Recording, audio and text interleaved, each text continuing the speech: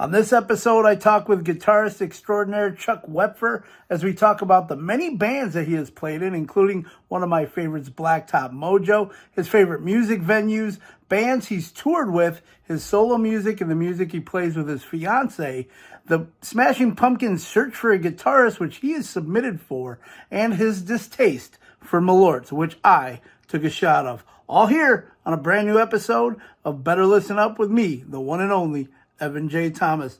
Let's go.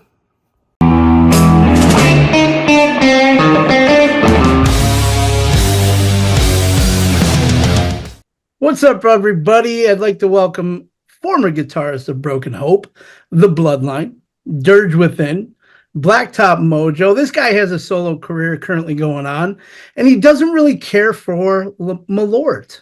I don't know why that is, but it is. I mean, come on, man. How can you go wrong with Malort? But anyway, I'd like to welcome to the Better Listen Up with evanjthomas show, Chuck Wepfer. What's up, dude? What's going on, man? So Good I to had see to you. Good to hear from you. I had to bust out the old bottle of Malort just for you because of that one time we did that interview with the band Blacktop Mojo, and I busted it out, and you're like, "No, it's not Malort, is it?" Yes, it is. I'm from. It's funny because I was living in Texas, but obviously I'm from here. Along with you, and I knew all about Malort and everything, and the other guys at the time didn't know anything about it. I'm like, oh no, I know what this is. This is going to be the aftertaste's the worst. Oh God. Okay, yeah. I know a local by me that loves Malort and wears a Malort t-shirt. I'm not going to get into that, but anyways, I don't understand it, but. It was fun. Each his own. I just remember the end of that interview when Matt James actually picked up the bottle and started drinking out of it. And I was like, fucking serious that you just did. He was chugging it. He was like chugging it like that. I'm like, man, I don't. Yeah, so get it, but anyways, a nasty ass taste out of my mouth. But there we go. So, Chuck, obviously, you just recently left Blacktop Mojo. You've been doing some solo stuff. Also, I'm not going to get into that yet. We'll get into that in a little bit. You just tried out for some band that we might know from like the 90s, early 2000s, mostly 90s, but more grunge era. Can you tell us about what this band is and what you ended up doing with them? Well, a band called the Smashing Pumpkins recently posted a press release of how they're looking for a guitar player. And an old friend of mine tagged me in the post, and I didn't know anything about this. I just clicked on it, and I didn't know if it was a spoof link or not. I don't know, And I sent them my credentials, and that's pretty much it, A lot of my guitar students had brought, Smashing Pumpkin songs in for me to teach them. So, I grew up listening to it. Why not, submit the old resume. So you didn't actually get to meet them yet and actually play for them yet, have you? No. No, what the hell is going on with this? What are they waiting for? I mean, they're somewhat local to me. Exactly. I mean, not only that, but you've been in these bands, these big name bands. I mean, you've toured with the who's who in metal and rock music so far. What is up? Like, have you tried to at least reach out and try it again, or, tweet? What? Oregon. I mean, I know where he lives. I used to live across the street from him. Oh, nice. Never saw him once in the year I lived there, but he lived across the street. Oh, okay. I didn't reach back out to him. It was only a couple weeks ago. Correct me if I'm wrong. And they posted, maybe a week after they posted the article on it, that they had like over 10,000 auditions. Oh, geez. And they actually hired a team of people to go through the auditions and stuff. I can only imagine. I mean, going through 10,000 candidates, that's, got to be crazy. Well, not just 10,000 candidates, but like, what catches your eye right at the beginning? Like, you literally have to have 10 seconds of your best material right at the beginning to be like, there you go. Now I get on to at least the next cut. Yeah. You think so? All right, so I got to ask you then, what did you end up playing, or what did you send them so they did hear that to begin with? Oh, I sent him a bunch of YouTube clips. On my website, www.chuckwepfer.com, I have video clips, music videos, um, all of my discography on there. I uploaded of the work that I've done um, in my endorsements. Greenville Pickups. Speaking of Greenville Pickups, I don't want to get off track, but shout out to those guys. Todd, they just released a new signature set of mine that I helped design. They're called the High Noon Pickups. They're boutique, hand wired by Todd and his son, and they're badass. So anybody who's watching, if you want some, boutique pickups, greenvillepickups.com, high noon. Anyways, so I listed my I was endorsements, my going to say, discography. I'm sorry to stop you. That wasn't a paid advertisement in the middle there.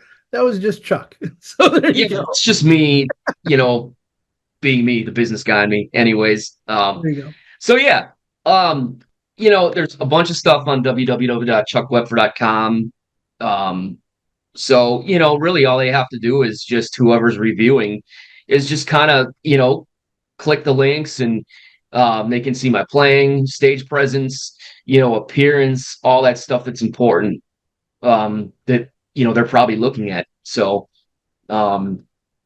yeah, that's that. And we'll see what happens. And if nothing comes out of it, cool. But Yeah, because yeah. you're doing your solo stuff now. So you're like, what's the whole idea with this solo career? Because obviously you released a few singles in the last couple years, which actually you could hear on Badass Radio Network.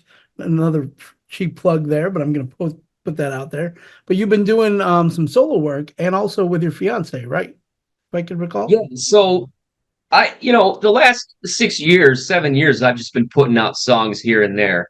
And I do everything. The writing, I play all the instruments, I mix, master it, and put it up on, some of the distro sites, which is very time consuming, but I love doing it.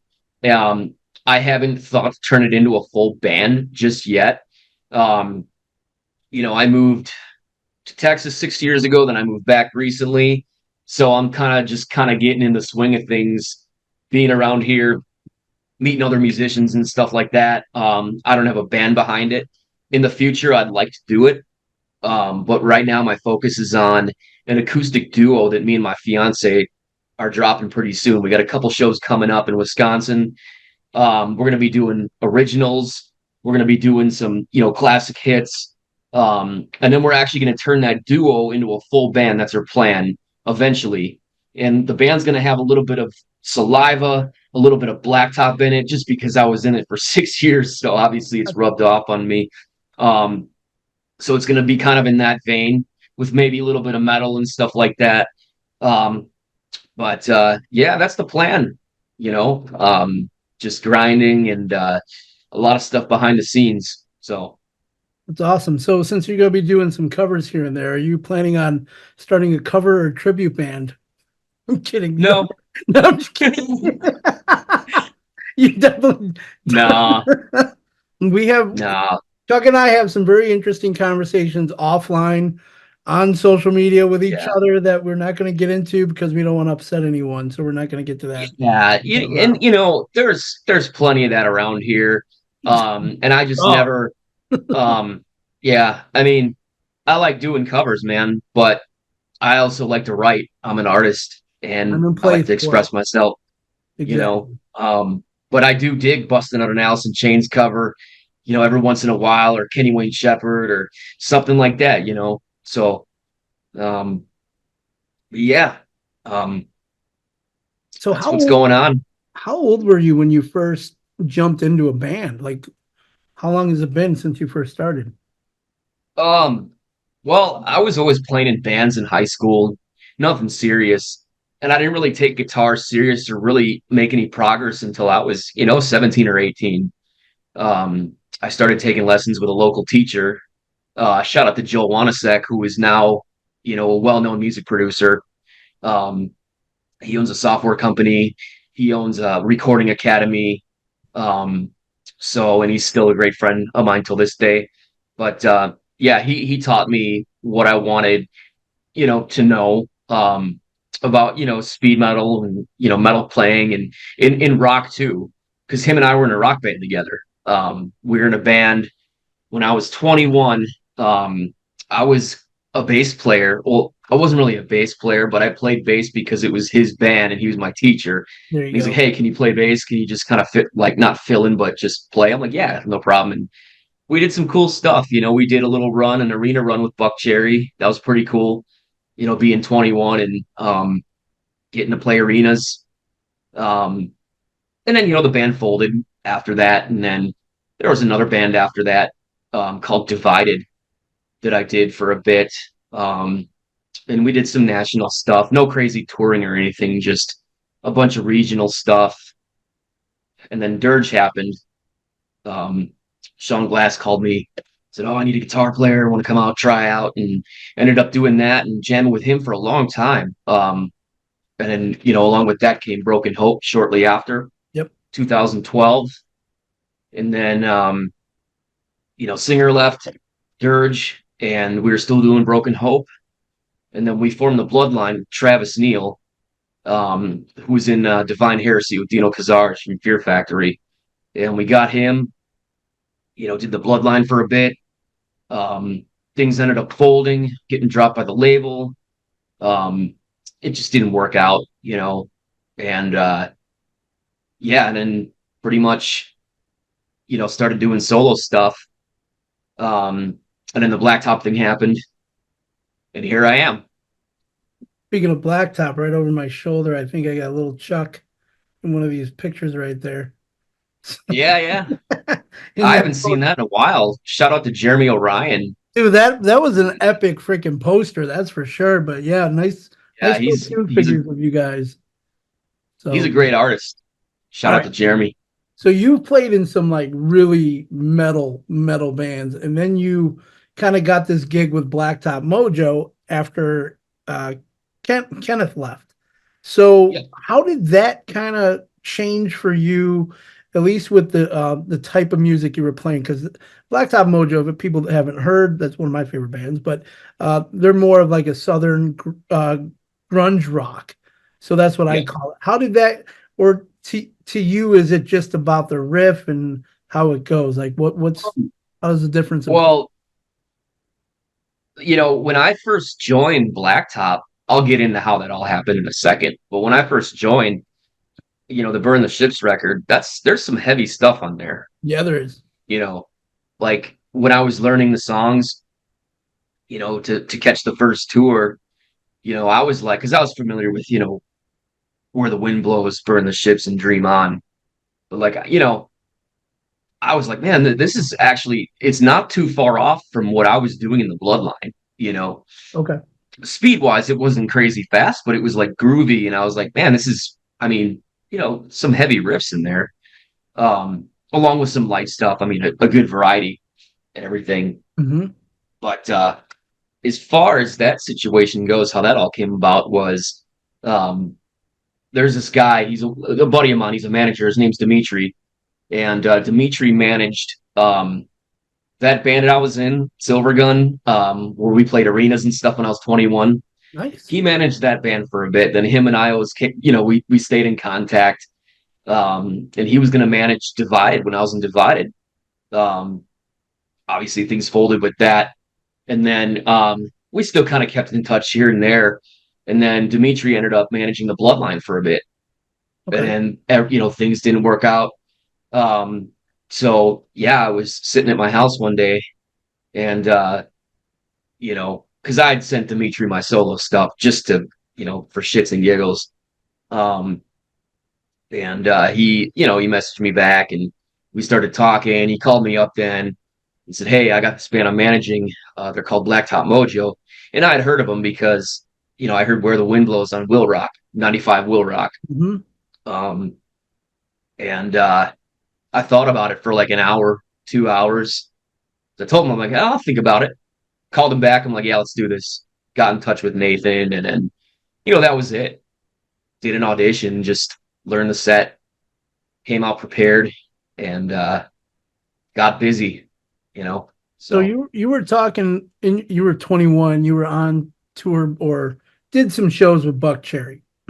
Yeah. One of your last tours with Blacktop Mojo was with Buck Cherry. So did you happen to like meet up with the guys at all and be like, oh yeah, I was with so and so band and played with you back when I was a little tyke? Did you do something like that, or did they even realize who you were? Or did Nah, they give up on it's funny because um T-Bone, their drum tech, shout out to T-Bone.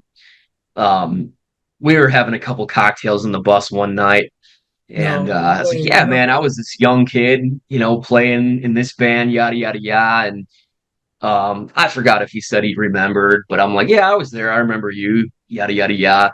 But as far as the band guys go, nah. I mean, they've had a couple lineup changes. I know Josh Right. and Stevie have always been in it.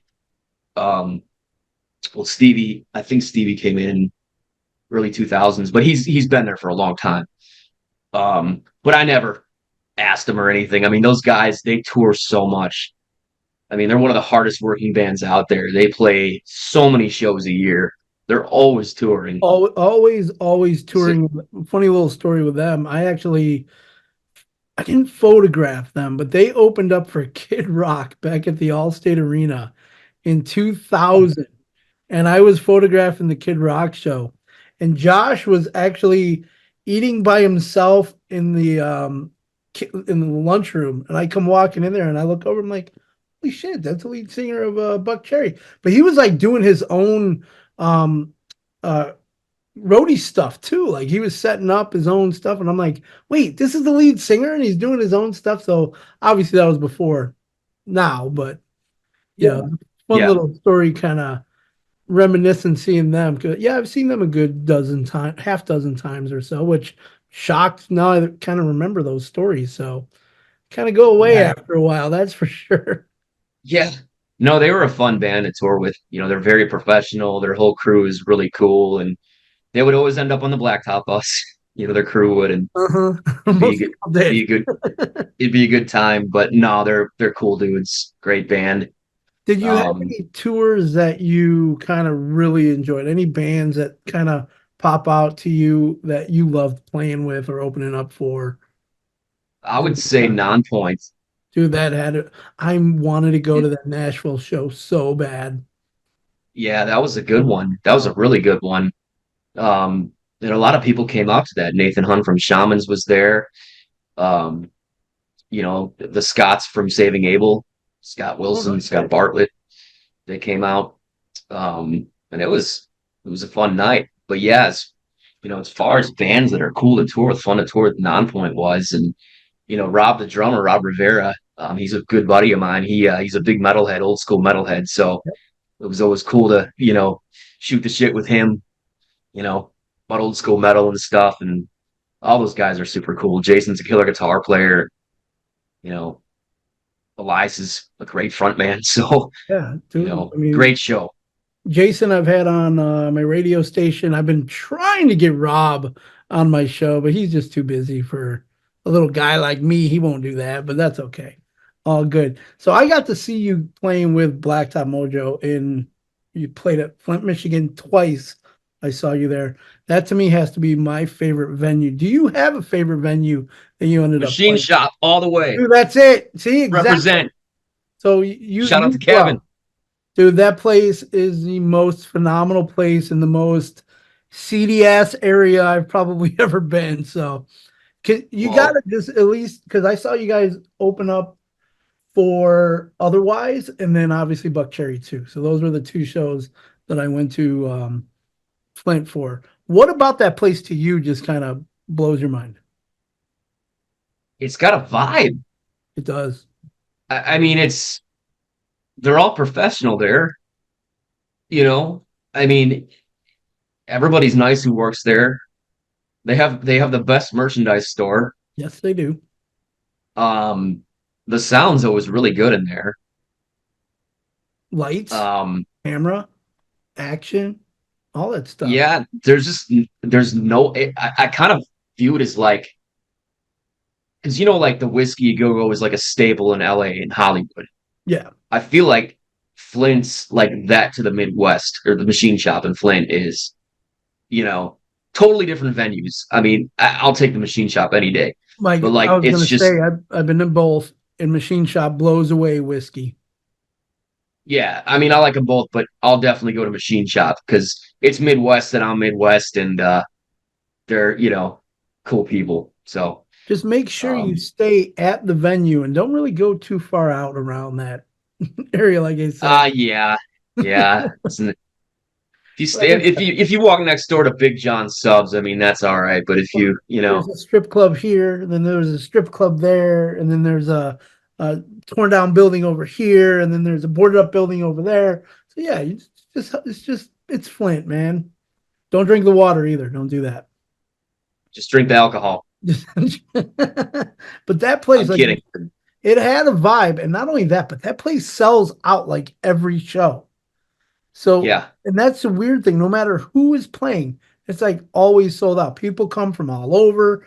Like you said, it's just an amazing vibe that that place has. Besides those, Yeah. And you mentioned whiskey. You mentioned obviously Machine Shop. Do you have any other favorite venues that you've played? I really like 1175 in Kansasville, Wisconsin, Seen you there too. because it's, I'd Small. never heard of it until I was in Blacktop. And when we played it, I'm like, man, this is a sick place. There's like the bar and restaurant on one side, and then it divides into the venue, and I like that. You Slide know, that door open. You go to the other side, and that sound is fucking incredible. yeah, I like that. And man, my mind draws a blank because it's like there's so many good places. Hmm. You know, I like the Forge. That's always a fun place. What else? I'm trying to think here. Um, I have to think about that one. There's so many good ones. Well, don't overthink that. Let's talk about some of the cities you've been to. What are some of your Okay, favorite cities that you've traveled while on tour? Tampa. All right. Whoa. I like Florida a lot. Tampa. Okay. Um, let's see here. Anywhere in the Midwest, I'm a fan of. Um, as far as southern states goes, Houston's always a good time. Um, and I like the West Coast too. The West Coast is fun. Um, I mean, really, there's great places all over the place. I mean, good areas. Canada's fun too. Never been there. Um, Blacktop did one Canada show, and that was the first tour that I was on. But when I was in Broken Hope, we were always in and out of Canada and Europe too. There you go. You know, Germany's awesome. Probably one of my favorite places on earth. So, So since you were over in Germany, was it a festival you guys played, or were you guys on tour? um, we did a tour with Immolation, like a full European tour, Okay. and that hit Germany a couple spots. And then my first German experience was this festival in Hunksy, and it was called Extreme Fest, and it was Cataclysm, Behemoth, Ooh, and a bunch of bands, tons. And that was cool. It was really cold too. It was like 25 degrees when we were playing.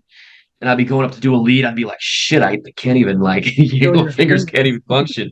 But it was fun. It was a great experience. And I was only 24 or 25 at the time. So the time between 23 and 28, I pretty much have seen the world, except for, China and Japan. So That's all. Do you ever just sit back and you look at what you've done professionally and just be like, holy shit, I've actually done all this and people would just love to be in my position. Do you ever just reflect and do you ever like take pictures or where you're at? Do you ever take like literally live in the moment or are you just kind of like, I gotta go, I gotta play, I gotta get out of here, we're on to the next place? yeah, I'll take pictures and document stuff, but I don't try to think too much. I'm kind of like a what's next guy. I'm like, yeah, that's cool. What's next? What's the next battle? Because I feel like um I'm constantly looking through the front windshield. I'm Hmm. not looking back. And it's easy to sit there and reminisce. It's kind of like when you go to a bar. You go to your hometown bar on holidays, Thanksgiving Eve, there's the guy from high school who's just reminiscing about high school. And, to me, it's like, okay, what's next? Yada, yada, yada. I like to look back. Yeah, have I looked back? Oh, yeah. I mean, there's cool stuff, but at the same time, it's like, okay, what's next on the agenda? What are we going to do? So. Well, luckily for me, I just walk in here and I look around and I'm like, oh, this is what I've kind of done here and there. So it's kind of nice Yeah, to see, kind of because I like to collect shit. Unfortunately, I collect too much. I have so much. I don't even have room in my fucking office anymore. So I have to start like getting rid of stuff. But yeah, it's yeah, it's nice to reflect when you can at the time. But I totally right. get you. Like I'm always looking to the next thing, but then I look back at what I've done in the music and in the sports industry, and I'm like, holy shit, I've done all this. And it's fucking cool that I got to play here. I got to play with this band. I got to play Yeah, in this city. I got to play at this venue. It's like, did I really enjoy it, or was it just more of a job? So yeah. it's one of Yeah, those. when you when you do that full time, yeah, after a while it is a job, and I will argue that with anybody. It is a fucking job, Oh yeah. and it can be tough at times. It's like a lot of times, for example, sometimes you got to use the bathroom, you can't use the bathroom, and sometimes you can't eat when you want to eat. Sometimes you can't shower when you want to shower, or and you need to, you know. Mm-hmm. So, yeah, it's definitely work. The first tour I did with Blacktop, we did a radio campaign, and we'd have to be up at 5 or 6 in the morning sometimes. Um, it's stations playing, and I fucking loved it. It was awesome. But you hang out a little bit too late the night before, it can Yep. be kind of rough. But hey, that's part of a gig like that. So And that's when you nap on the bus when you're done with that gig. So there you go. yeah, You get to yep. sleep there. So I do have a pretty interesting question to ask you. How do you keep your beard and your hair without any gray? I don't fucking get it. I got a couple in there. They're hiding out. Okay. So you just kind of like It's it's push them it's in or happening. cover them up. I'm not You're using perfect, just for men. man.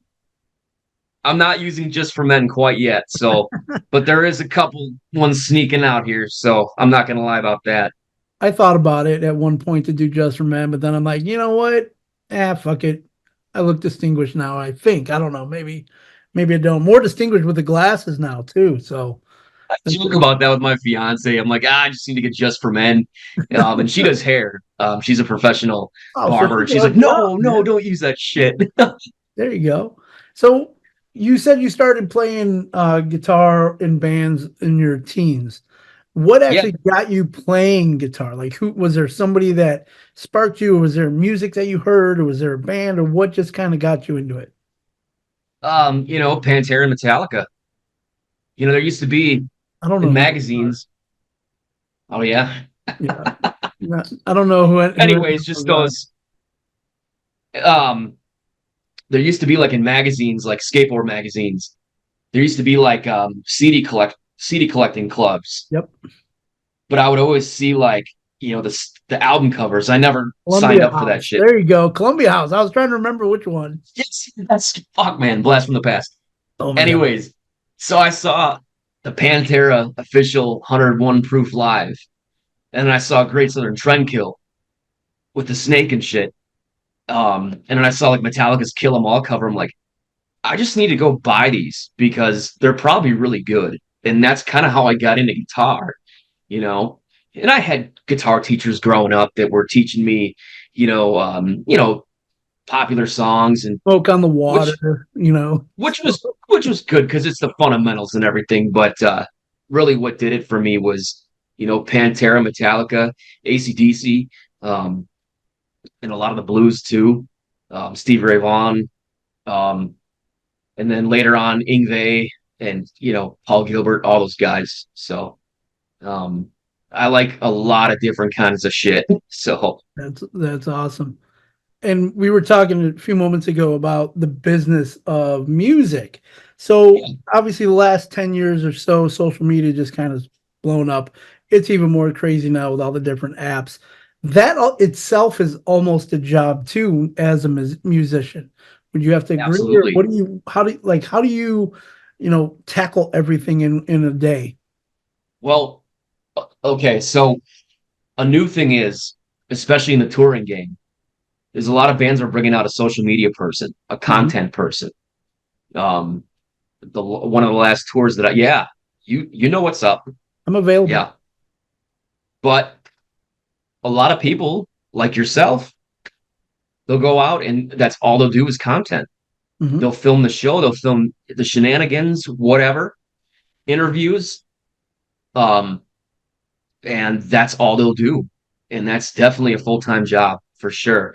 I remember when I was out with Nonpoint months ago on one of my last tours, they had a social media person. We had a social media person. Sumo Psycho did too, you Wow. know. So you got to have it. It's important. But yeah, that's a whole other job. And for one person to tackle all that stuff, it is just crazy. And Is it possible? Yes, it is. It's definitely possible. But yes, that's very important. and two of the bands right there, actually all three of you guys. So you, Sumo Psych, or Blacktop Mojo, not you, but Blacktop Mojo, Sumo Psycho, and Nonpoint to me have to be three of the best um, social media accounts that I follow. Just how diverse their social media content is. Another one that I follow too that's really good is From Ashes to New. They're also Yep. amazing with their content, and there's just so many out there that just it's like you said, it's a fucking job, and you have to have Yeah. people doing this. You have to be popping out content here and there, even if it's stupid little somebody sleeping on a bus for 10 seconds. Who fucking cares? Yeah. I see Jason recording shit all the time from Nonpoint and a Yeah. live with everybody. So it's like on stage, same thing. So you guys, just killing with that. And yeah, even running your own fucking radio station is not easy either. That's for Yeah. sure. Because I Yeah. do it all. It's a lot. And even, with me and Kelly, my fiance's acoustic project that we're going to be doing, we're going to be playing lots of small bars and breweries and places like that. But we even have a social media person coming out to do content because even for that, you still need that. I mean, it's a small operation, but you still Yeah, got to have it. It's important. So, exactly. So you said breweries. So are you a beer guy? Obviously, you're not really a Malort guy. So let's go that route. I didn't. This is none people of the aren't. questions. What? um, I was going to say a lot of people aren't Malort Yeah. people, but um, you know, as far as I quit drinking beer probably 3.5 years ago, and I'll have one once in a while. But if I have one, it's got to be a good one. Yes. It's got to be like a craft beer, um, or something like that. I just can't have your typical Miller Lite, Coors Light Piss stuff. I don't water, know. as I call it. Piss water. Yeah, not my thing. I like me a good vodka, Oh, there you top go. shelf vodka. So So vodka over like whiskey or bourbon. yeah, my body really can't handle whiskey Oh, for some reason. And when I first joined Blacktop, the band had an those boys are endorsement whiskey drinkers. or a sponsorship with a local distillery, Yep. and we got cases and cases, and um, yeah, like after that, I'm like, yeah, I'm done with whiskey. So I'll have one once in a while, Oh, but part of it. I'm more like the clear drink guy. So There you go. See, and I love the breweries. I don't know if you follow what I do, but my girlfriend and I, she works at a brewery, and I'm like, we're every weekend we're somewhere. But I'm one of yeah, those. I'm very responsible when I drink. I do like one or two, and I'm good. Last weekend, maybe a little bit more because we did a tour. well, But with a oh, lot of those beers, I mean, they're so heavy that you can only do a couple in one sitting. exactly, exactly. Do one or two, and you're good. That's it. So if Yeah. you were to, if some like somebody were to come up to you and be like, "How do I start playing guitar?" What would you kind of tell them, or where would you push them? Since you're also teaching it, so you're doing this already. So you're already kind of teaching. Where do you kind of start with fundamentals? What is your like synopsis of starting? Well, I ask every student that I have, what are your goals? What do you want to accomplish? I'm not a traditional teacher where, I throw a textbook in front of students and say, hey, learn these chords, learn how to read this music. I'm not like that. What do you want to learn? What do you want to achieve? Do you want to play just for your buddies at a frat party and impress them and get chicks? Or do you want to be really serious and make records? Do you want to play in your church? What do you want to do? You know? And then I find the answer to that question, and then we just kind of go from there, you know? Okay. There's people that want to learn their favorite song on the radio. There's people that want to learn, you know, double tap sweep arpeggios and death metal stuff. It's just all over the place. So, yeah. And what do you find is the song of choice that you've probably taught the most to anyone? Oh, that's a great question. Um, Not smoking the water. Um, Sunshine of Your Love? it's probably it's funny. Smashing Pumpkins song, probably Oh, 1979. I've taught that song probably 50 times. I figured you're gonna throw Foo Fighters at me just to laugh. I've definitely taught a handful of Foo Fighter songs. I believe it. Probably Shine Down, probably Metallica, probably. Yes, Shine Down, Second Chance. I've taught that a lot. It's a Okay. fun one. It's a great song. Um, So, is there any bands that you follow now that are more newer that you really like to enjoy listening to? I do. One band, well, they've been around for a while, but I kind of got into them the last couple of years. Is Attila. Oh, heavy stuff. I It, love that. well, to me, and we always joke. You and I always joke about this um, Oh no, outside of these interviews, but like, I'm a Limp Bizkit fan, me too. Obviously, and I don't give a fuck what people think. I love Limp Bizkit, and Attila kind of reminds me of a modern Limp Bizkit. You uh, know, I got something to show you. I don't think anybody has ever this no shit. literally. Yeah, That's awesome. the fact that I It, actually still have it. I found it in a box like 5 years ago in my, yeah, and I was like, holy shit, I actually have this. I've never looked that's it up to see if it's worth anything. I don't even know. And I'm like, it's fucking crazy that I have that. I know you guys, you and Sean like to make fun of me, and especially Sean. yeah. But Oh, he, and I like Sean's band too, Repentance. yep. And he used to call Yeah, me it's good. Riffs all It's the time back in the 90s when he was with Soil. Because I had the more of the beard and I wear the white or the red hat and everything. So I'd see him yeah, at every show. I've known Sean for 25 plus years, 26. It's yeah, yeah. crazy. Oh yeah. Motherfucker everywhere. All right. So what do you have coming up? Like obviously you said you and the fiance are doing some solo stuff, going to some breweries, some bars. Like what is your goal for 2024, 2025, the next couple of years? Sure. Yeah, so my goal right now is we're kind of taking things little by little. We're starting small with the acoustic duo. Um, we're also working on some original stuff. Like we're gonna basically turn that into like a full band, and then kind of do the acoustic thing. Those two are gonna kind of play off each other. That's our goal. Right now, it's getting established in the acoustic duo world. Locally around here, regionally. We're gonna do some national stuff too, some Texas shows. Um, and I have a bunch of music I'm working on. I basically, since last September, getting out of Blacktop, I kind of took the rest of the year off. Um, still playing, still doing my thing, but just kind of put the brakes on for a little bit, just to mentally just kind of take a break.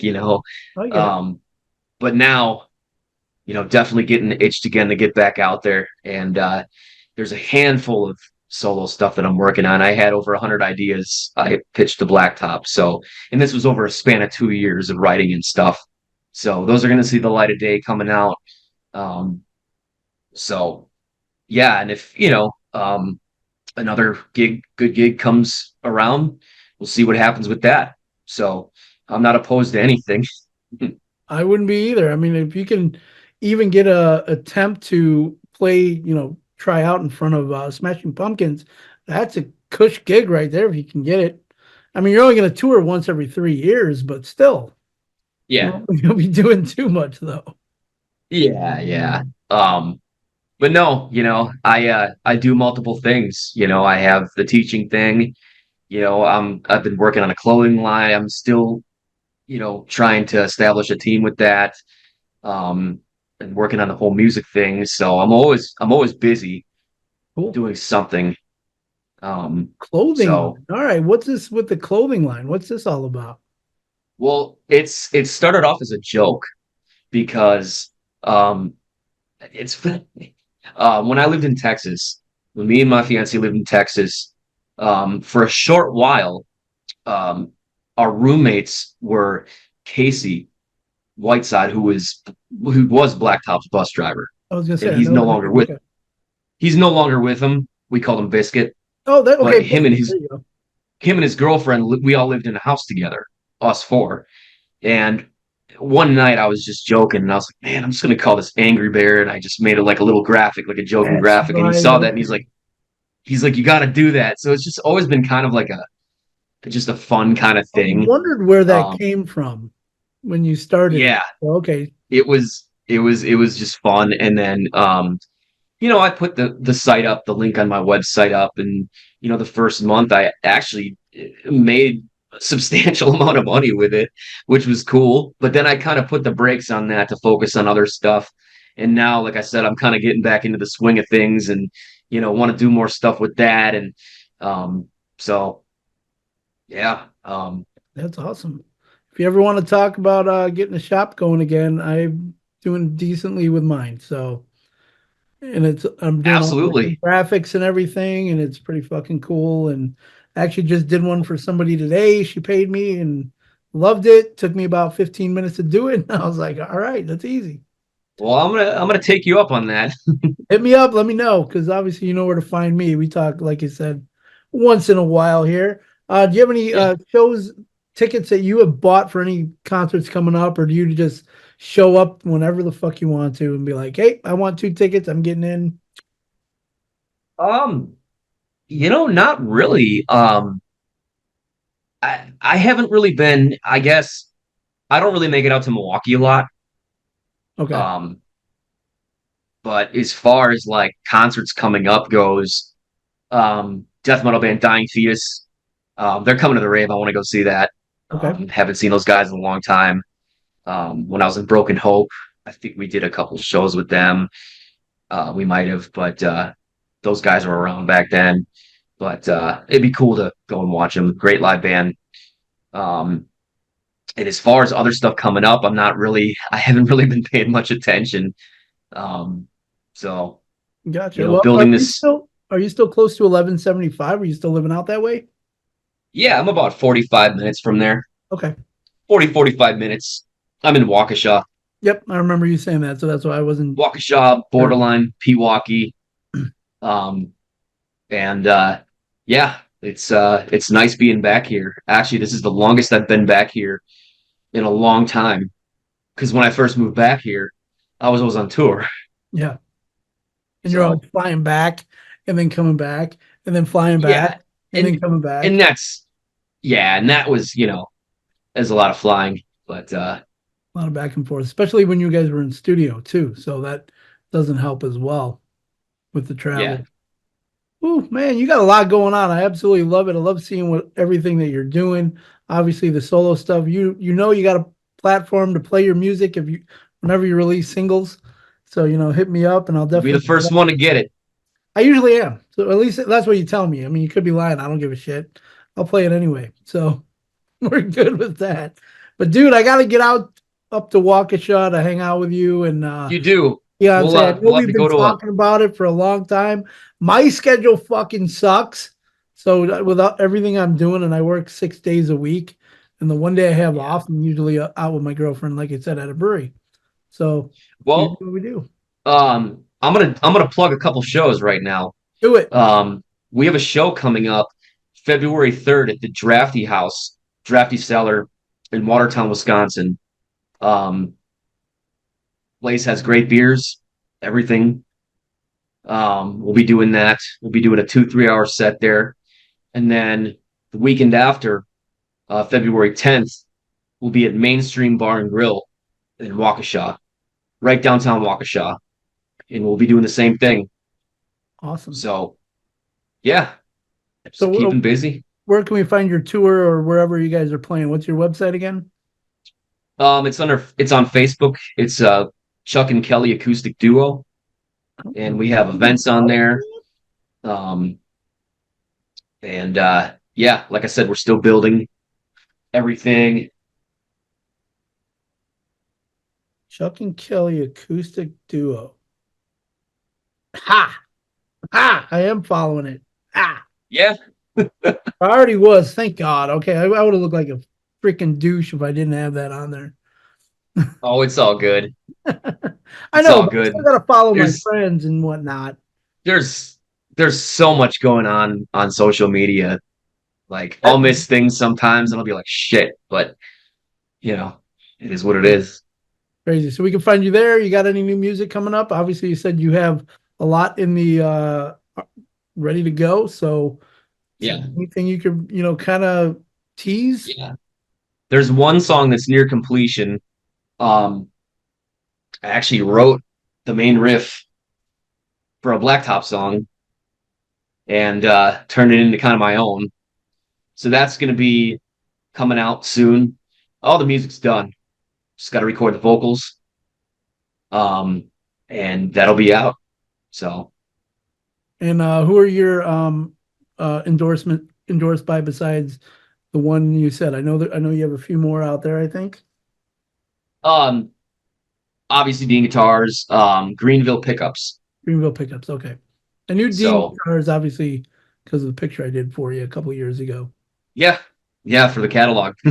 Yeah, holy shit. I got a picture of him on the catalog. So those are the only two currently? Yeah. Okay, no strings or nothing? Or does Dean do the strings also?